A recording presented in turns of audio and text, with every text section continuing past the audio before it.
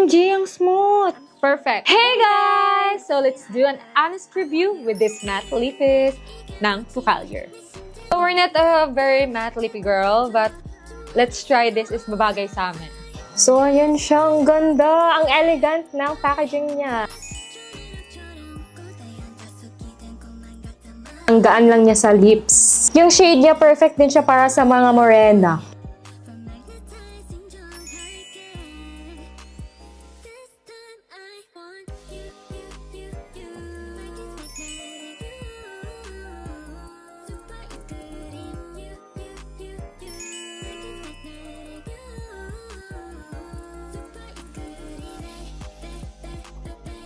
OMG, ang smooth! So itayin natin siyang burahin if pigmented ba siya.